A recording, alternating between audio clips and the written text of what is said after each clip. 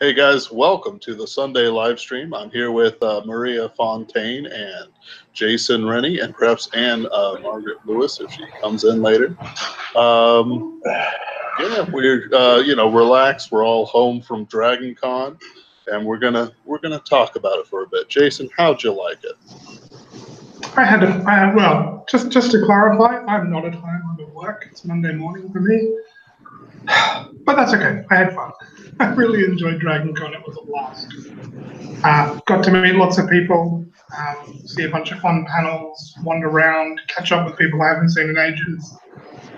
Saw a bunch of fun bands. It was a good time, and lots of things learned for next year. So Superversive Crew will be back. Excellent. We gave out a lot of flyers, and that's not flyers. Business cards, and took pictures of cosplayers, which you can find on the Superversive website, which I think turned out really great. A lot of different interesting costumes there. Marina, what was your favorite thing from the con? My favorite thing?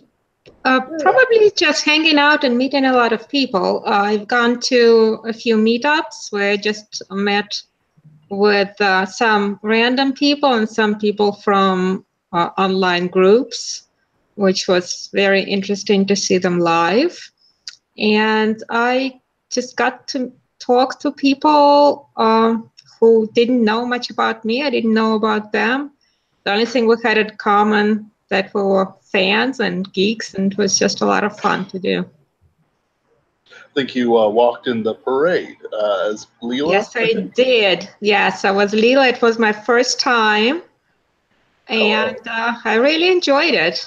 It was a really fun group. We got to hang out in the staging area to see everybody's cosplays. They were putting everything together. It was pretty awesome. Jaji Lamplighter Wright has joined us. How are you doing today, Jaji? Silent treatment. So you're talking about we're already planning for next year. What's on the horizon for us, Jason? Well, by this time next year, we should have a bunch more books out. So complete series, stuff from John C. Wright. You'll have more books out by then. Oh yeah. And who's not on yet, will have a series out. Ben Stevens, another author we're working with, will have a series out. So next year, I think it worked all right getting the business cards out this year. But next year, still trying to figure out how to do it, but we're going to have a whole lot of business cards with free ebook codes on the back. So, take your card, get a free ebook. The first hit is free, and see if we can get some people in reading the different series we have. See how we go. All we need is to give them the first taste. It's free. That's the plan. And then they're addicted. It works. It works for the crack cocaine industry. Why can't it work for us? Wait.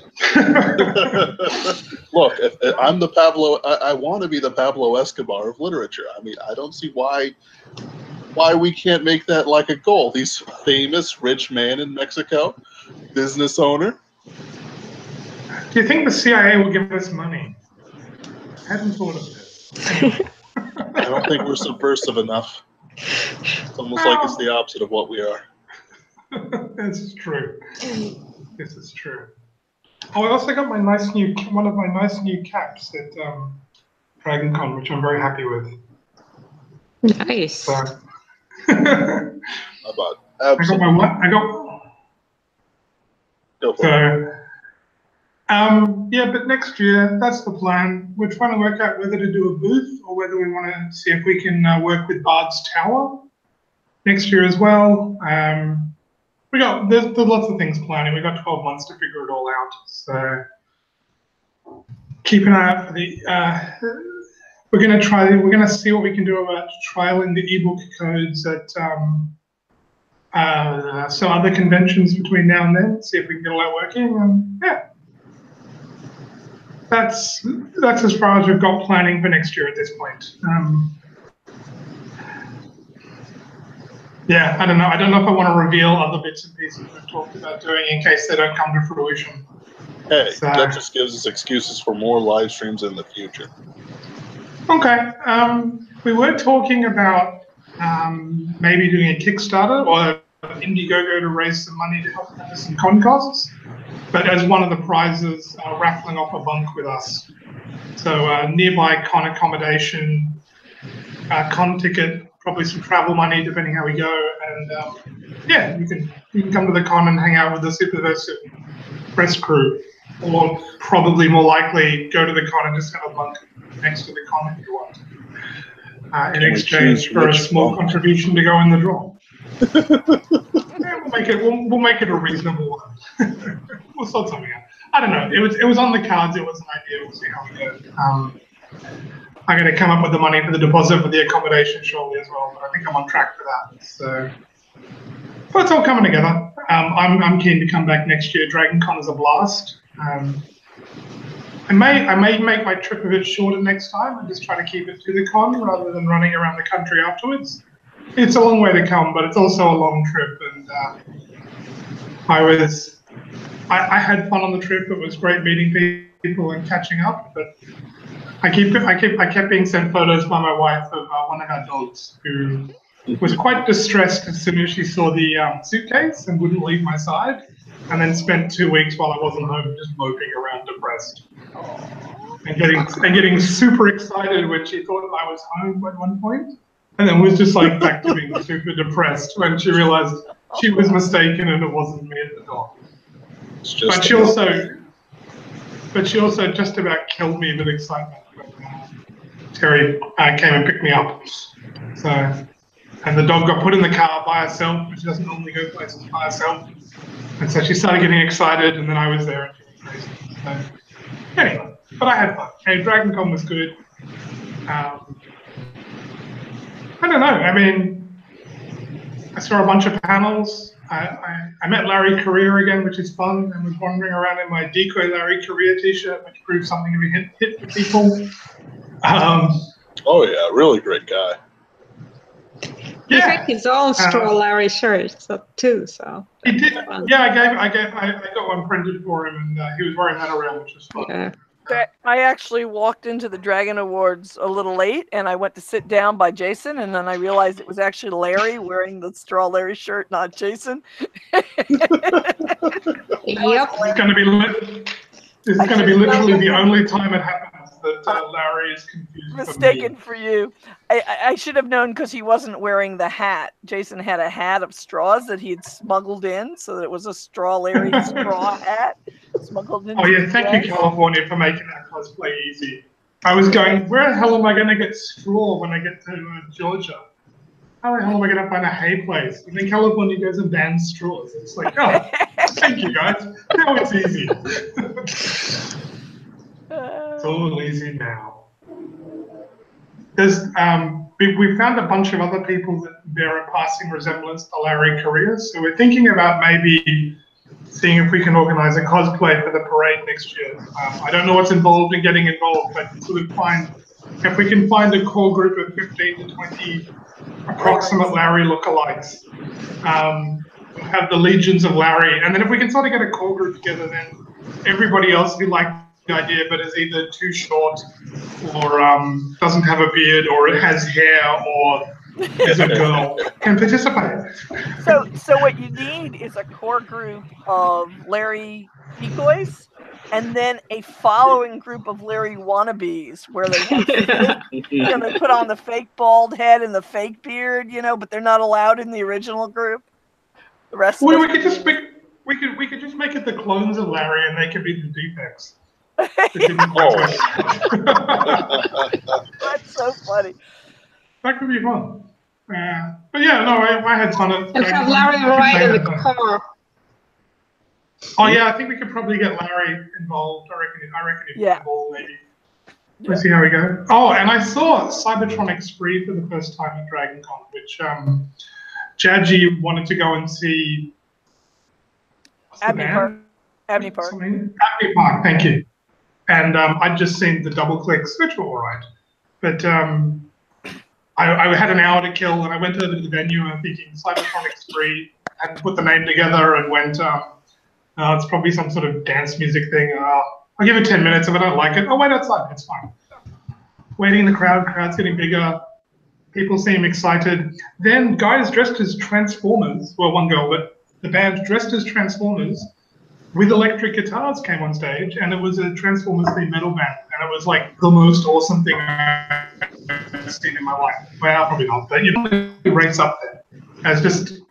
It probably helped that it was just not what I was expecting. And then they did songs from the '86 movie, a bunch of other songs. It was just so much fun. They did some fun stuff. For instance, they did the Pokemon song, which I just thought was. They did the Pokemon. Trans- I didn't recognize it, but you know.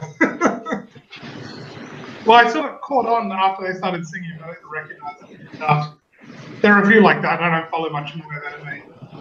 Wait, did I out myself? So, how about you, Ben? This was your first DragonCon. How did it go? How did you find it?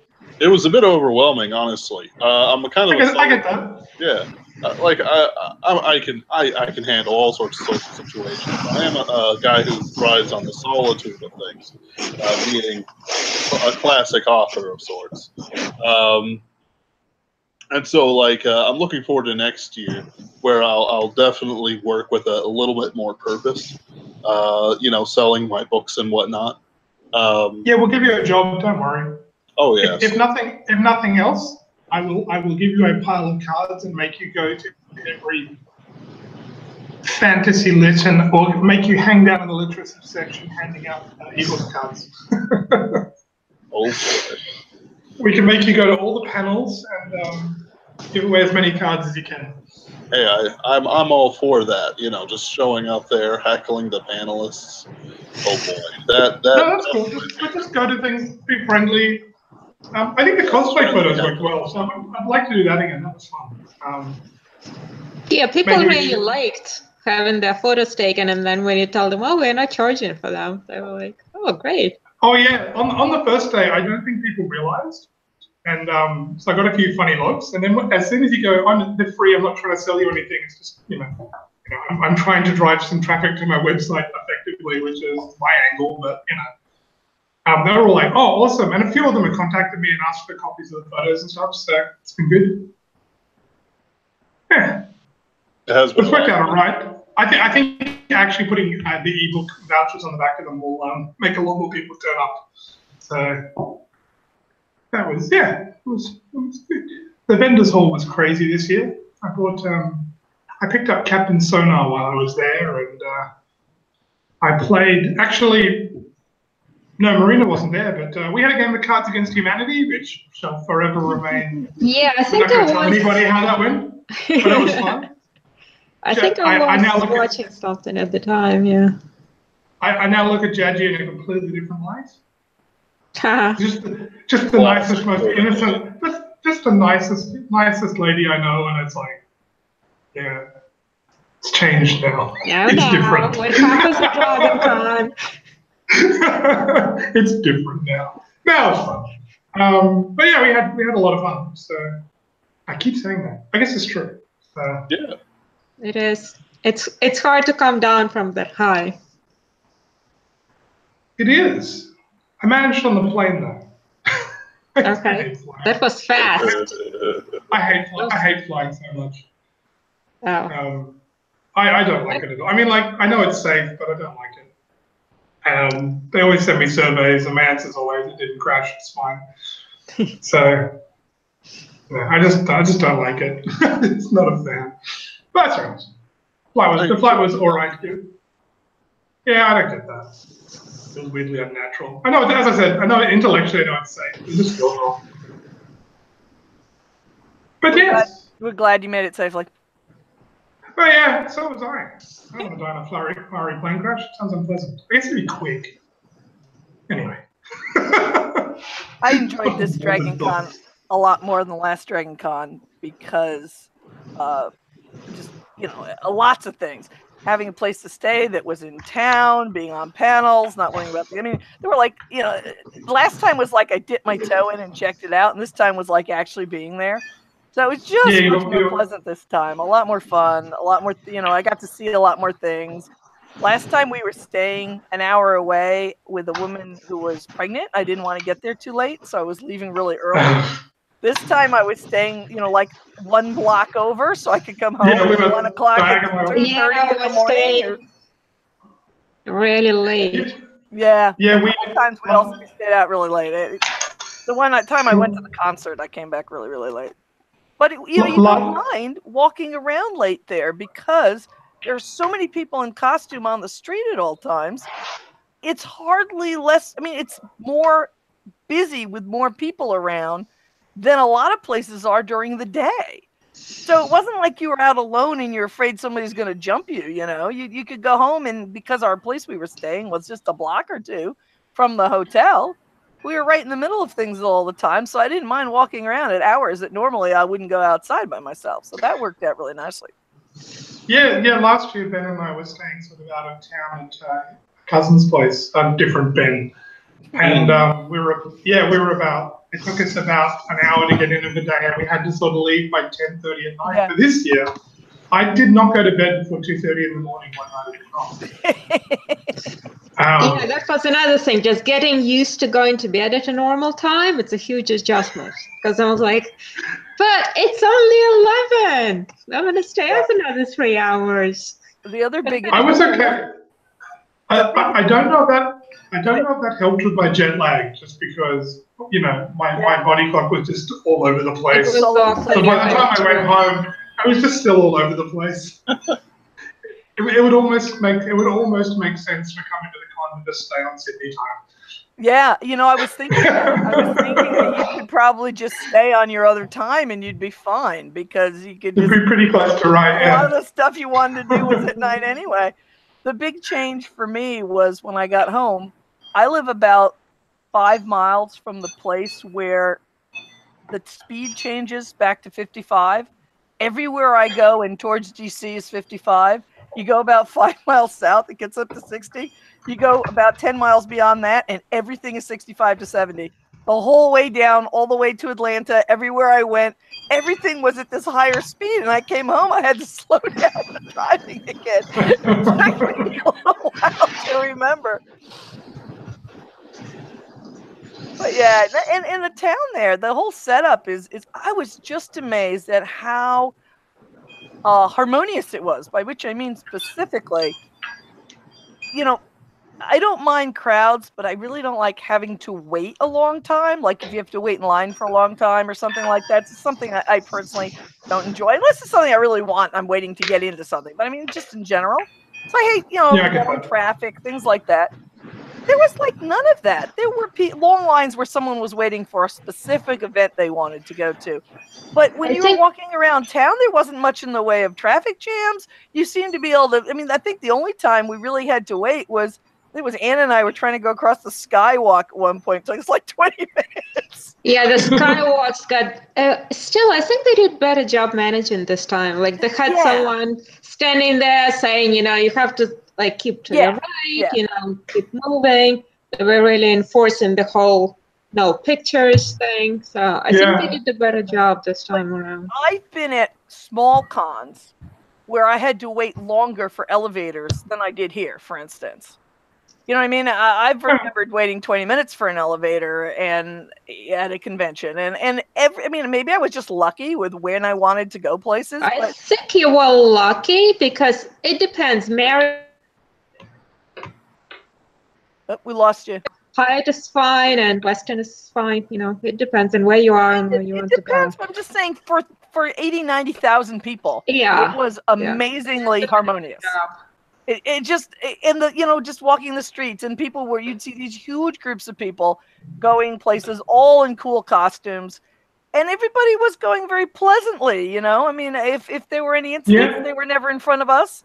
I don't know. I've been told that it's the South because I can't imagine this happening in New York City. New York Comic Con is just horrible. My daughter just wanted to come back, and I'm like, no, I'm never going back there. The one time I had to drive by Comic Con in New York, the traffic was much worse than it was at any time when I was in Atlanta. So. Well, it's New York. It's also kind of the attitude of the people. Sorry, one thing we should do next year. Ben and I went to Pit Boss Ribs or Pit Boss Barbecue over near the airport when he was dropping me back for my flight. We should go there next year, probably on a really empty stomach, not after having gone to Waffle House for breakfast. Right. Because I'm pretty sure we could eat ourselves to death there pretty easily. It was tasty. I want to go back. Well, I do think that was the one thing that we ladies talked about that we didn't really get as much as we like, which would have been to have us all sit down and have a quiet meal talking to each other. So that would definitely, particularly if I can't, this year I couldn't get down as early as I like because one of my sons was starting a new school 2 days earlier. But I'd love to try to get there Wednesday night rather than Thursday night. Because I think having that extra day where it's a little quieter and Wednesday night yet to spend Wednesday night is really good. Yeah. Although there are also meetups Wednesday and Thursday night, so. Well, even if it was lunch or something, I'm just saying getting earlier. Yeah, definitely. And we should do the range. Yes. Oh, we should do the range. Yeah. I shot a machine gun. Oh yeah. I like that. That was so much fun. And we turned Ben into a gun person apparently. Yeah. Ben had less firearms experience than I did, the Australian. And mind you, that being, I'd been shooting at a range once, and Ben had never been. Right. Shot a 1911. That was a lot of fun. 9mm Tommy gun. Oh, right. Like How good was the Tommy gun? It was amazing. Like the guy was like worried, just like, yeah, you're not going to control this, and it's like, no, I controlled it. Like I've got my record of it, and it's like I basically carved out the spinal column of the zombie. It's like I think this is a very nice weapon. I think it's very regretful that gun laws are the way we are, that we can't buy Tommy guns off street vendors.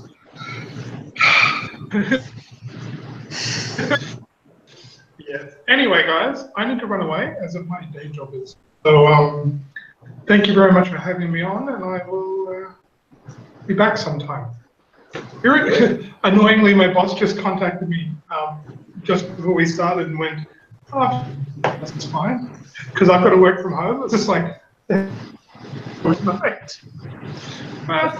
It is what it is. Anyway. Nice to see everyone. I'll catch you guys later. Say hi to Anne.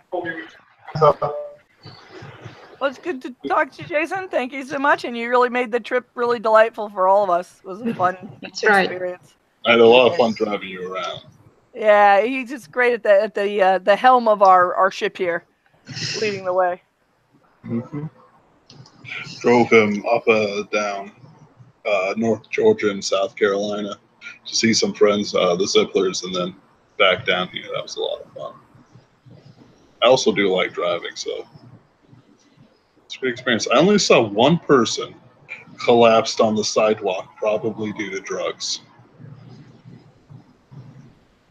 I was pretty impressed by that. That it was only one. You mean in Atlanta? Yeah. Yeah. Well, I mean, there were also homeless have people a lot of around. police around making sure that. Yeah. And Dragoncon security, like I said, they're doing a good job there. Well, I was just really impressed by it. On the subject of driving with Jason, I had the joy of driving with Jason last year afterwards when he came up here and we went shooting with Hawk and had April with us and we visited Earl Kratman and stuff. So that was really fun. So I imagine that Jason and Ben must have had a really fun time on their drive there. But yeah, no, I think, I mean, once or twice I saw ambulances, which suggested that there may have been somebody who needed something, but I never actually saw a problem of any kind. Yeah. Well, last year someone actually collapsed at the Cruise Shadows concert, but there was a group of people who were just too wasted. But this year it was fine. Good, good. Well, I'm just amazed because that's a whole lot of people they have coming. It's a lot of people, and it's a lot of partying and a there's lot even of more drinking. people on the day of the parade when people come into town, but they're not necessarily part of the con, you know. Right. And there's a lot of people who are, you know, off from their normal schedule. So as you say, they're drinking or doing other things and stuff like that.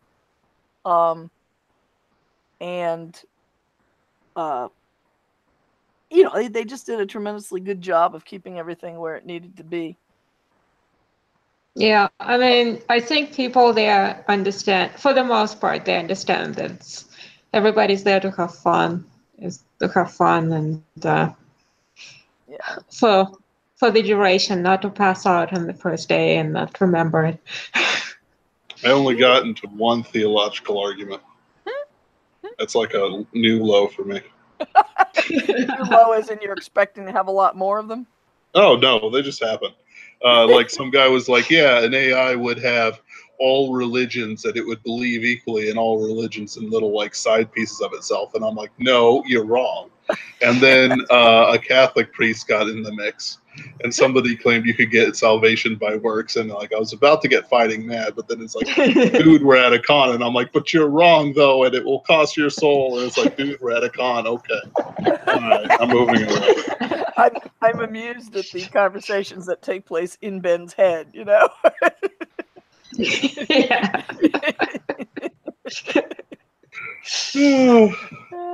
pretty funny. Well, I was going to say earlier when we were talking about, you know, staying there and what we got to do, that part of the joy of the whole thing was just, you know, sitting around being able to talk to each other. You know? I know. Oh, yeah. Having a little time to sit down one-on-one or in a group and just, you know, because we can talk like this occasionally and we can email, but it's not the same as actually sitting down, talking about our writing, talking about, you know, politics or books or whatever it is. Life, you know? Yeah, yeah. And so that was really enjoyable. I thought that, I mean, I've always, when I first started going to cons, for me, going to cons has always been partially about the book world and partially about spending some time with friends, you know? And in friends who have some common interests, you know, and in this case, friends who we work with who have common interests. And it's almost easier. Like I've been trying to meet up with someone from CLFA, and it's just not working out. And I'm like, you know, it might be just easier if you came to Atlanta, because it's easier to do that than to figure out how to get from one point in New Jersey to another. There's a couple people who live up here who I met at LibertyCon. And we were like, well, we probably should get together sometimes because we live pretty close to each other. But the only time we've seen each other recently has been at LibertyCon. And I ran into some people I knew down in Atlanta too. And it's just the case, you know, we live in our busy lives.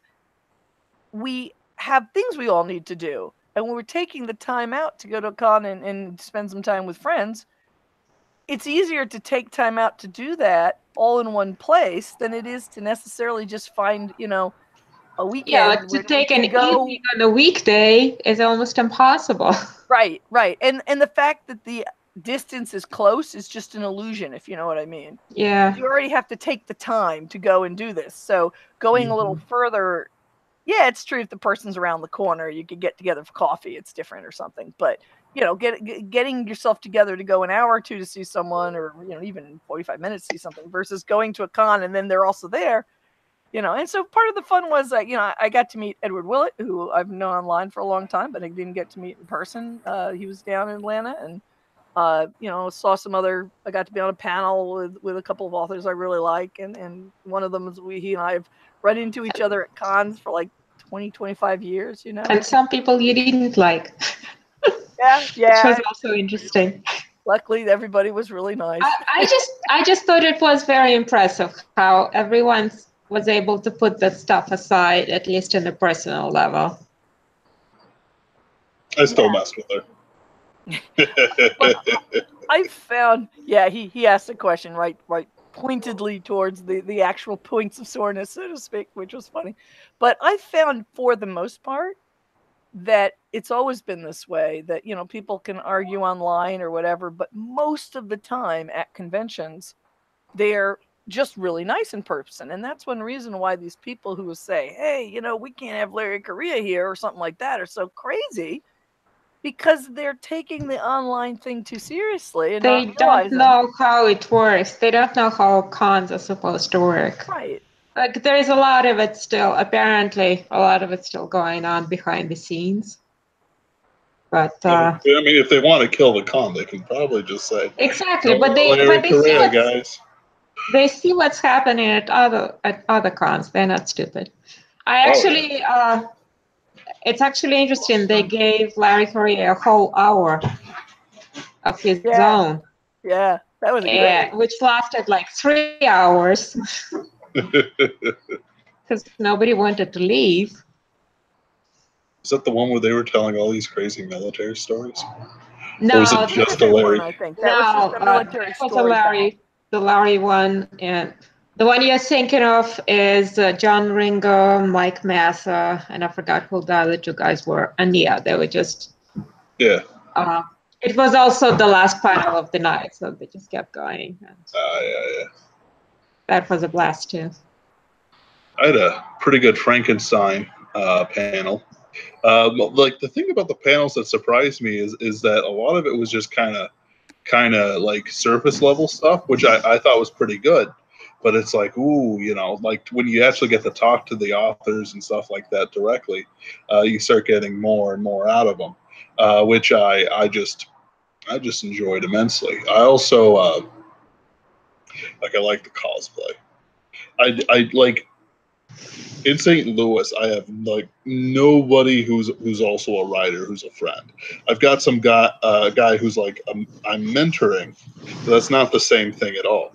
So like going to this where I'm like talking to people and I'm interacting with people and it's like it's all good and we're all having fun. It was absolutely the best part of it for me, because it's like it feeds that hunger I have, because I do get frustrated at my friends. Hey, have you read a book? No. I haven't read in 3 years. I read Harry Potter. Thanks. Okay. Hey, Ann. I think she's here. Ann? I think Hi, so. can you hear me? Yeah. Yep. Yeah, we can. Good. Excellent. So what you guys talking about? Well, we were talking at the moment about how nice it is to go to a con where you can have a discussion with other writers versus our daily lives, where often we're separated from people who have the same interests, or, you know, it doesn't happen as much to me being married to a writer, but it used to happen to me. So I remember it very well. You know, the joy of the community of a thing like DragonCon, as opposed to the professional side or the con itself. Yeah, that I agree with. It's really nice to sit around and talk with other writers. I don't have that much opportunity to do that. Usually, I'm the teacher telling kids how to write, or I'm with my husband, who is not a writer, but he's pretty darn critic. So that's why he doesn't read my work. Yeah, you know, Larry Correa's wife doesn't read his work. Yeah. Actually, I don't know if you remember, I stood up, Marina, and said that. I was like, gosh, I thought I was the only one. Right. I remember meeting one of my favorite authors of all times years ago at a con, and kind of realizing that his wife didn't care about who he was. You know, it was really shocking. Later on, I found out that he'd kind of ended up leaving her and going off with someone who did, in fact, care who he was.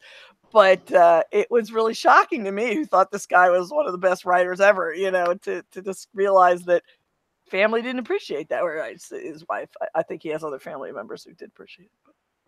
Is that no hero to your butler? So I get the impression that Larry's wife does appreciate him. She's just not interested in the subject. Yeah, she appreciates what he does, but she doesn't want to be critical of his work just in case she doesn't like it. That's basically her explanation. That's kind of because she can be 100. Like if he wrote something she didn't like, then she couldn't like cheer him on. It's I mean, I kind of get that, but it's very alien from my life, where of course John and I both read, and then has John ever written something and they were like, "Why did you do that?" all the time. See, In fact, I actually rewrote part of Iron Chamber of Memory, because normally John's writing. I mean, he's just great at things, but he's not very good at romance or how women think. So okay. I started to advise him, and I said, John, I'm just going to write this over. And then I sent it to him, and I did it so that you know how you have for those who don't know, if you're doing a manuscript and you're doing track changes, the changes come up in another color. So I had them come up in like lavender. And I thought he was just going to accept a few of them. But he accepted like everything, you know, and then he wanted to put my name on the cover too. And I was like, no, I'm just an editor advising you here, and I'm only advising you on these very particular things. The rest of the story was all yours. So I didn't have him put me down as a co-author. But yeah, he and I all the time will, you know, we don't hesitate to point out if we think the other person is. And he's really valuable for me too. He'll, you know, I'll read him stuff and he'll tell me where it's not on, and he'll read me stuff, and I'll go, you know, I'll either say something really unhelpful, like, you know, I think that's too much torture, which nobody seems to agree with me, or I'll be helpful and I'll say, I don't think you're really getting across here what you mean to get across when this guy, and often that is helpful. So sometimes I'm helpful to him and sometimes I'm not helpful to him. I really wanted him to remove the torture scene from Somewhither, but he did tone it down, but not only a little. And readers tell me that they thought it was good there. So, you know, I guess I was wrong. But yeah, there was one scene that I kind of wished was not ever in my head, but yeah. What you gonna do? The scene where the guy, because in the original it was much worse. No, the one with the girl's mother. I kind of, honestly, I kind of skimmed it once I realized where it was going, but I was like, okay, that's not real necessary.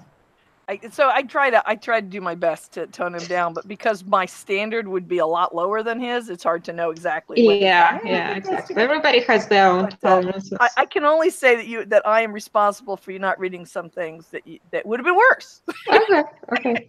They ended up in there, but you know, but he does the same thing for me. You know, he'll point out, and in fact, when in my book, I'll write the book, and then I say, okay, now it needs ziggification, and so he goes over it with me and ups the amount of craziness of the character Siegfried Smith, who otherwise, you know, would not be nearly. Now I'm getting better. Like occasionally I'll write something, he'll say, you got it, you know, but usually I have to wait for him. I'll write it and it'll seem okay to me, and then he'll come back and what he wants to say is so crazy. But I'm like, well, he's the guy who knows the character, so I put it in there.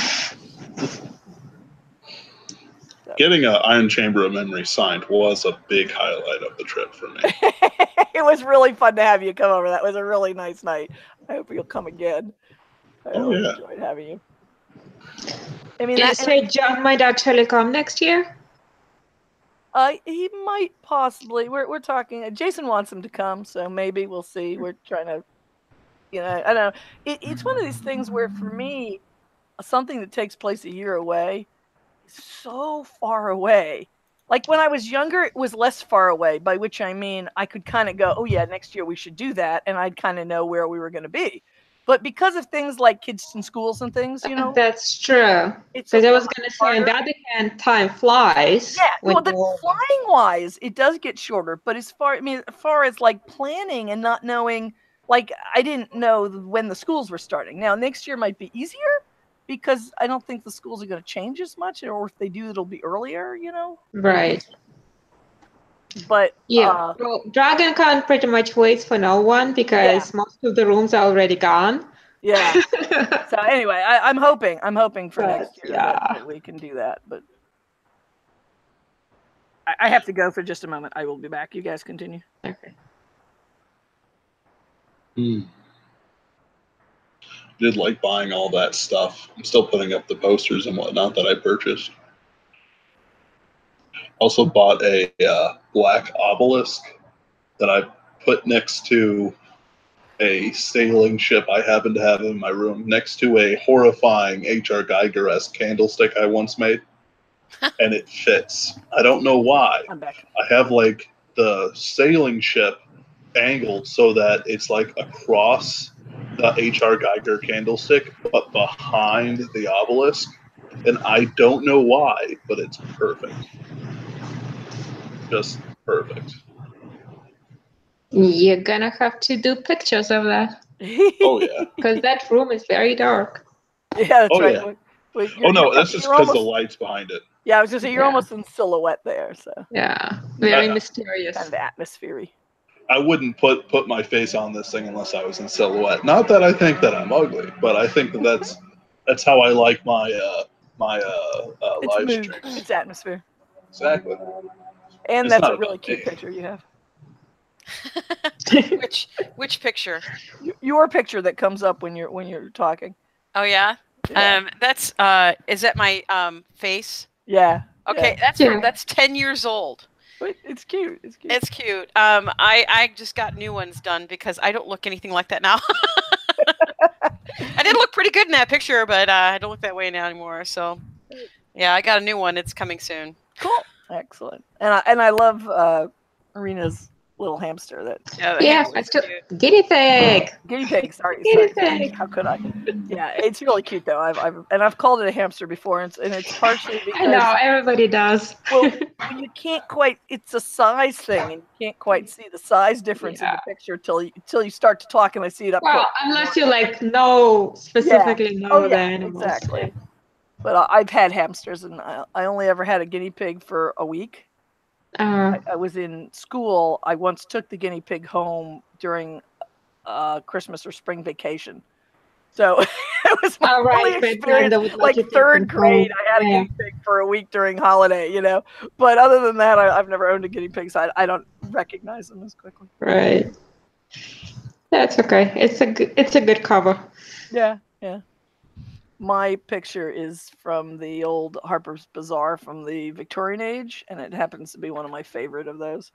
But I was wondering where you got that from because I thought it was looking pretty cool. Yeah, well, the reason I have it is that I had a particular picture I used on LiveJournal, and when I first came to Facebook, it said you had to own the rights to the picture. So I'm like, I think these are probably in the public domain because they're over 100 years old. Now, since then, people have told me that just because a picture is over 100 years old doesn't mean it's in public domain. But I'm sticking with it unless anybody complains. But I love the old Victorian Harper pictures, and this is one that I thought was particularly nice. There's some really nice Gibson Girl ones too that look pretty good. Sorry, say it again. There's some really nice Gibson Girl images. Yeah, those are good too. I have a couple of them, but this is my favorite of them. Sorry. So, I was kind of actually overwhelmed, I think, by DragonCon. I was happy to just kind of go back to our room and just, talk. Yeah. Because there's so many people there, and being an introvert, naturally, it's like you get overwhelmed real fast. So I didn't mind doing you have to kind of know your limits. Yeah. I think that was your first time? I would say officially it was because the last time I went was 1993, I think we figured. And there was only 8,000 people there. So it's completely different. It's completely different now. It's 10 times as many people. So it was a bit overwhelming. Well, I was saying earlier that having that room there made it such a pleasant experience because it was a little bit away from everything, but right there, easy to get to. We could go veg out, we could sit and talk to each other, and kind of have some quiet time before we went out again.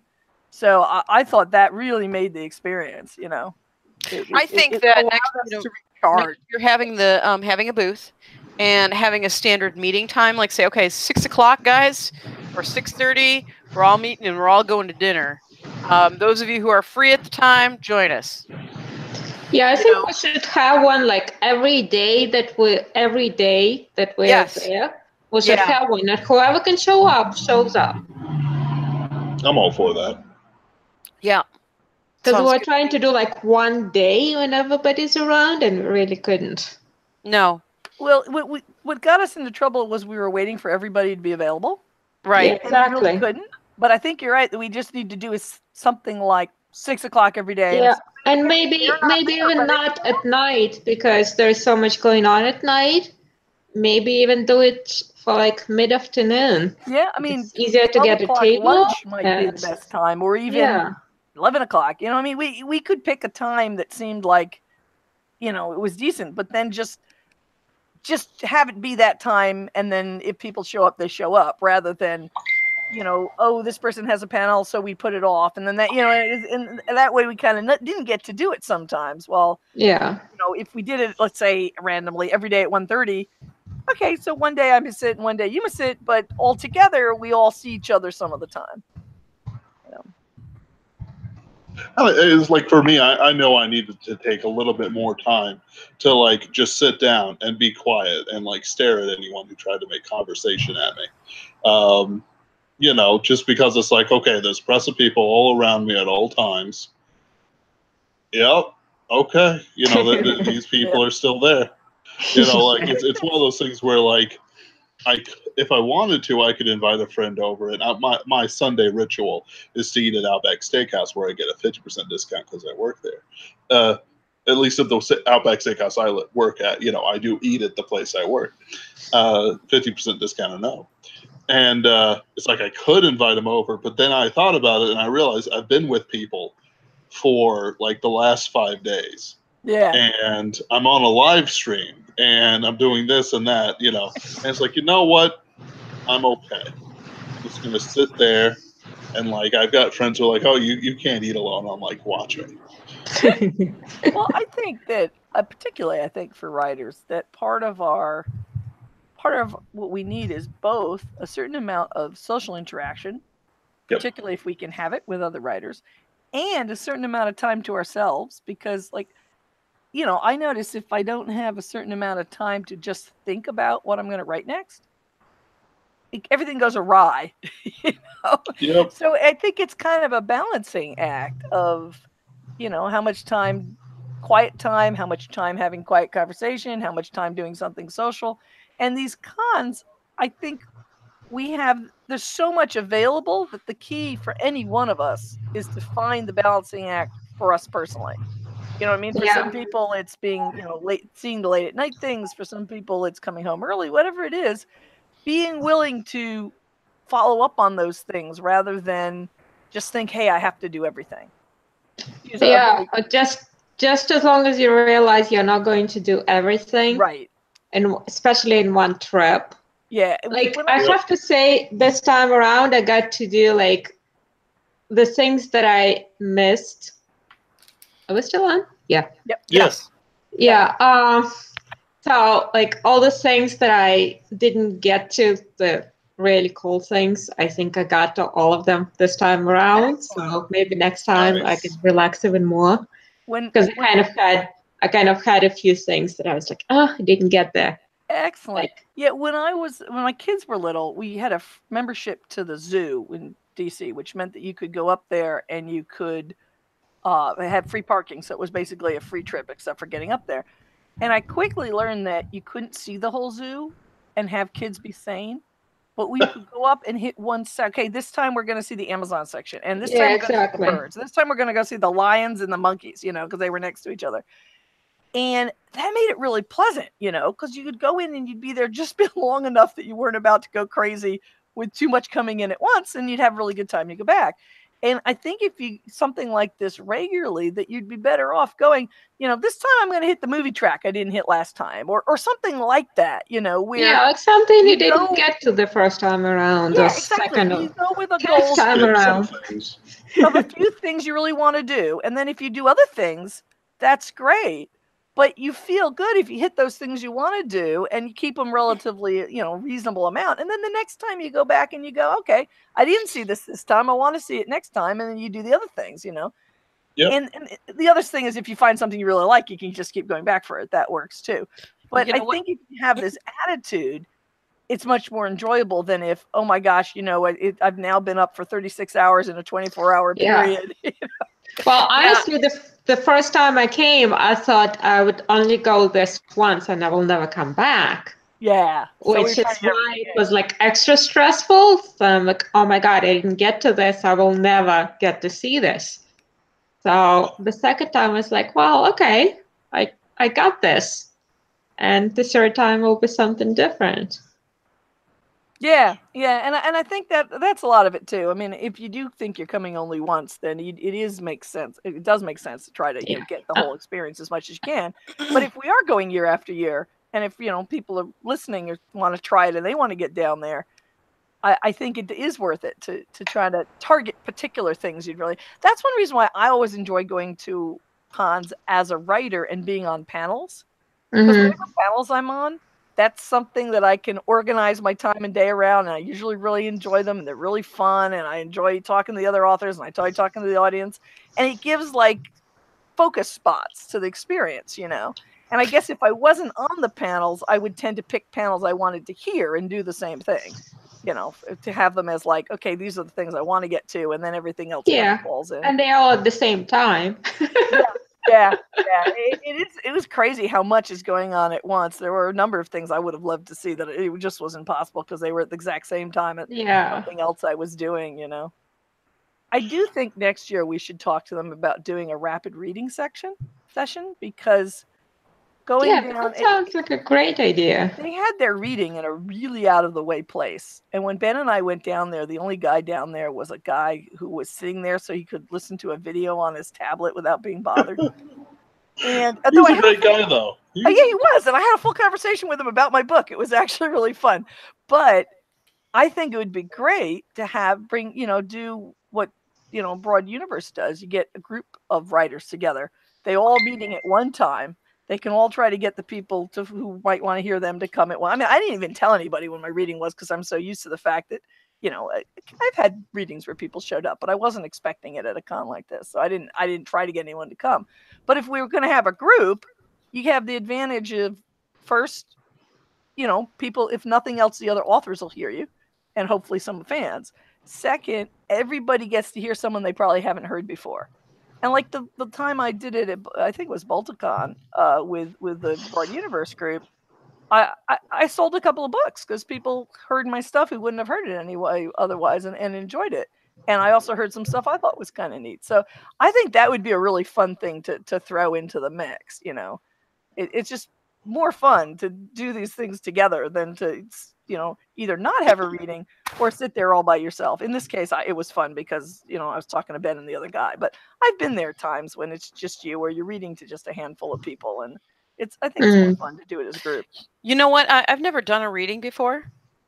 Really? Yeah, I've never done one. So I don't know what you would read. What does one read? Do you read from the middle of the book or from the beginning of the book, or what do you usually do? I can only tell you my own experience. So I had originally picked out something to read that I thought would be neat because it was kind of beautiful and lyrical. And I read it once or twice, and I came away feeling that this was not successful because I couldn't get the listener into the mood of the, running into a pixie in the woods and something, So I picked out the most active scene. I have a scene where my main character and her boyfriend are running away from a storm, and the headless horseman is flying at them, and they're in midair. And the scene is a little bit funny, but it's also active. And I've found of things I've read that's the most successful. So I bring that scene with me. And then I bring something I've written recently on the off chance, and it has happened once or twice, that the people who showed up have already read my book. And so if the people showed up actually have read my book and they're actually interested, then I want to give them a preview of something they haven't seen before. And so I bring something new. But if they haven't, and most of the time they haven't, then I just want to read something that's fun and active. So, something that's relatively short and fun and moves, I think is the ideal thing for a reading. Okay. Oh, that's helpful. Next, if we're going to do this group thing next year. yeah. You want to find something that would be, slightly more active. I mean, the other option is people just read the beginning, and that can work too. You just read the opening, and then you stop at a point, and they want to know what comes next. Well, the opening of my book is so darn sad. Yeah, I know. I just read the opening of her book today, and I'm like, it's so sad. I made her cry. But so I mean, I wouldn't read something like your opening unless I thought the crowd was quiet and steady. In which case, It might be a great thing to read, but you don't want to read it where you're going to get interrupted and they can't engage their emotions to be sad. Well, I got a fight scene where things are being hacked apart. That's so. the kind of thing that I would tend to, and in mine, when I get to the line where the girl who was previously said "Don't panic" says something like "Prepare to panic. It's time to panic." That usually they laugh, and after that, the reading usually goes pretty well. So that little tiny touch of humor helps. But for each person, you'd have to find, something you felt comfortable reading that might be fun. Is what, in my experience, what works best. Like John will pick like the scene where Ruff the dog talks for the first time. He's trying to tell the boy to go out and become a knight. That works because it's a little bit funny. And it's an introduction thing. So you want to try to avoid, if you can, something that has a major spoiler. But like in my scene, the fact that it's kind of fun that the Headless Horseman is showing up but it's such a quick thing. It's not a major part of the book. So even though it's a little bit of a spoiler, I don't think it's something that I'm going to ruin anybody's reading experience by sharing with them. So that would be the two things. One would be something that's fun to read, and the other would be something that's not too far into the book where something, like, I will sometimes change a little bit. I'll leave something out, or I'll add a line or two to make something make sense to a reader who hasn't read up to it. So if you did have a major spoiler in a scene, you might have a reading version that didn't include that line. You know what I mean? Like if somebody was dead who the reader would care about or something, you might leave that out. So make it something that doesn't give too much away. I think if I had to do a reading, I think I know what I would like to do. There's this one scene in my second book, Tears of Elfland, which should be coming out this year, where like these kids are captured by the goblins, except the two youngest don't realize that they're captured and in for the stew pot yet. But the oldest one does, and he's trying to fight his way through a goblin horde while they all sing and dance about how they're going to eat the children and how he's so rude for disturbing their feast. Until finally they all get captured because it's a bunch of goblins. So the second youngest, Mika, makes all the goblins cry because it's like, oh, my poor brothers, we're all going to be eaten. Let me tell all the ways how I love you and I'll miss you after I die. And it's so sad and heartrending that they flood the entire area. I think that would be just right. That sounds like it could easily be, because it's a touch of humor, and it also gives you a sense of the mood of the book and things like that. Yep. All right. I think we've actually been an hour. Is there anything else? That went fast. Yeah. I'm just sorry I came late, guys. Yeah, well, it's all right. I mean, I'm spending time together. We know we can talk. Yeah, exactly. So we're happy I miss you guys. I know. I was feeling the same thing. I was walking around thinking we had such good times talking. Where is everybody? Yeah, just talking. I remember one night we stayed till like 2 o'clock, just talking. Just talking, yeah. Well, I both playing had a really Cards Against Humanity.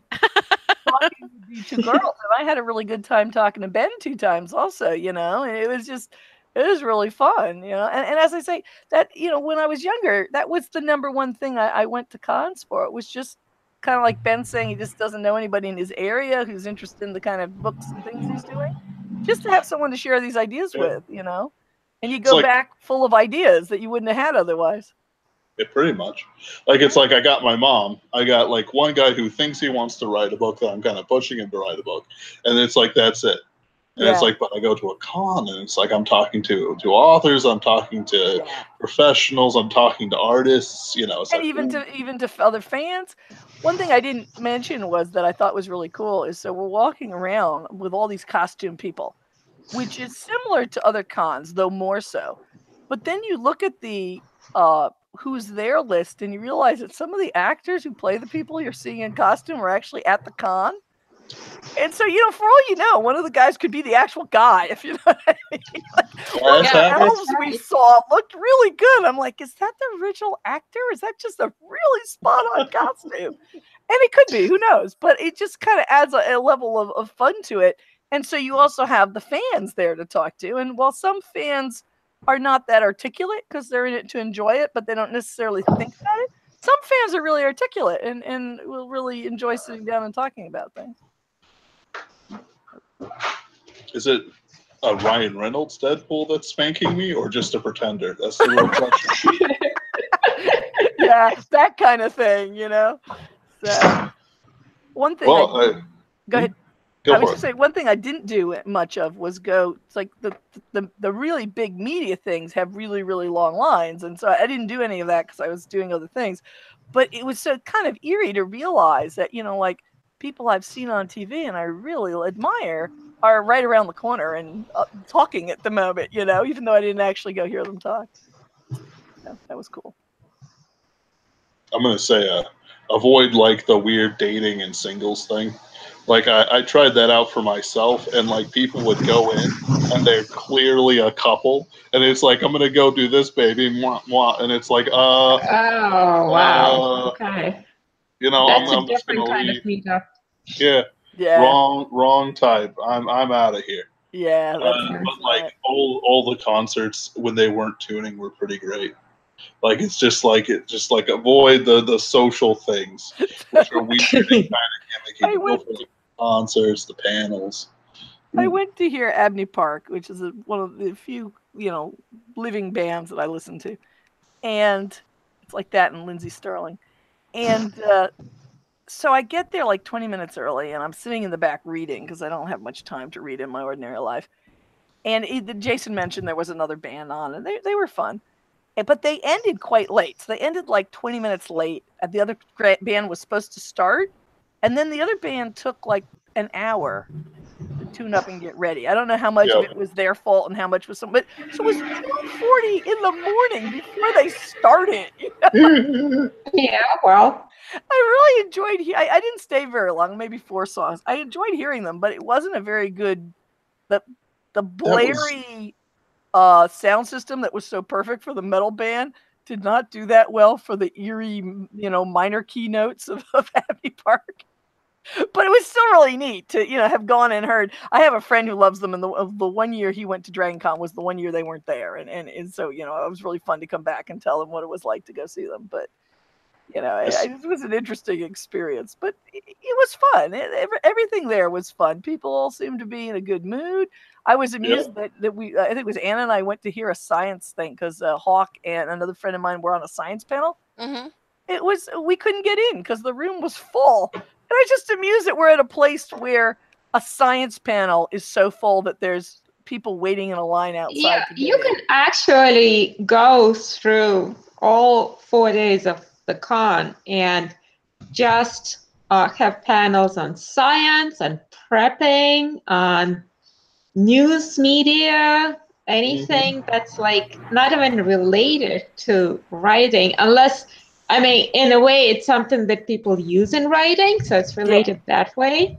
But I'm trying to get some of my quote unquote normal friends to come, because I think they really do have something for everyone. Yeah, I think you're right. And there's a movie track. I have a friend who helps run. They have like a movie track that's like indie movies made for the occasion or something like. I don't really know exactly. And then they have classics track. It's like the first time I went, they were doing Superman, like the whole history of Superman movies. Just kind of a fan panel, but it was so much fun. Just and you're learning right. stuff.